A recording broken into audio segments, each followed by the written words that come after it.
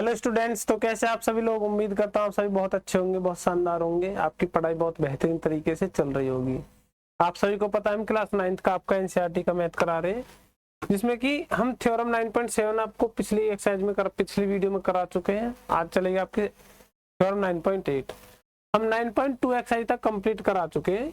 आपकी 9.3 एक्सरसाइज के लिए थ्योरम आपकी बहुत इंपॉर्टेंट है। यदि आपको थ्योरम नहीं आती है तो आप क्वेश्चन बहुत इजीली तरीके से नहीं कर पाओगे। तो चलिए देखते हैं आपके 9.8 एक्स थ्योरम में आपका क्या है। देखिए थ्योरम आपकी क्या है। थ्योरम आपका angle in the line same segment of a circle are equal. Circle के सेम सेगमेंट में बने एंगल आपके कैसे होता है, आप बोलो सर इक्वल होते हैं। पहले हमें चाहिए एक सर्कल, आप बोलोगे जी सर, और ये होता है सेंटर। ये आर्क हो गया आपका ए बी। इस आर्क के द्वारा सेम सेगमेंट में बने एंगल जो होते हैं वो आपके इक्वल होते हैं, आप बोलोगे जी sir.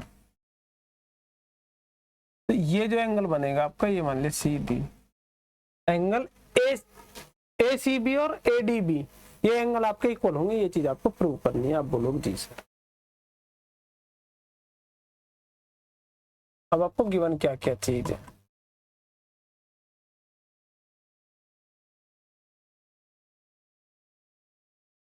A circle with centre O, इसका सेंटर क्या है, आप बोलो सर सेंटर इसका ओ है, ये अब इसका सेंटर है, आप बोलोगे जी सर। ठीक है, एन आर्क ए बी, एक आर्क है आपका ए बी, आप बोलोगे जी सर ये आपका आर्क। ठीक है, तो आपको कंस्ट्रक्शन क्या क्या करना है और क्या क्या गिवन है। C and D point at circle, ये पॉइंट आपको सर्कल पर गिवन है, आप बोलोगे जी सर। आपको कंस्ट्रक्शन क्या करना है, आप बोलो सर कंस्ट्रक्शन आपको क्या करना है, ए और ओ को ज्वाइन करना है, join A O and O B, इनको आपस में क्या करना, आप बोलो सर इनको आपस में मिलाना है। क्लियर सभी को, आप बोलोगे जी सर क्लियर है, कोई प्रॉब्लम नहीं है।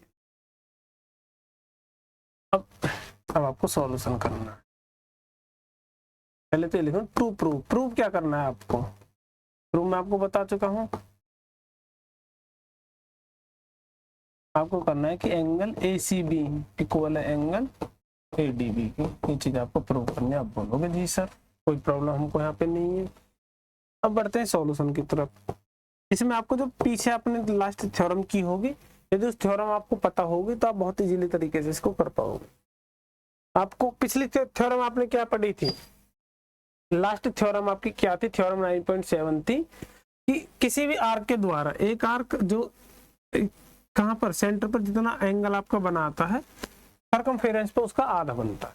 ठीक है, तो क्या हो जाएगा, आप बोलो sir angle A O B क्या हो जाएगा, एंगल 2x किसके हो जाएगा, आप बोलो sir angle A C B के। रीजन क्या दोगे, एन आर्क सबटेंडेड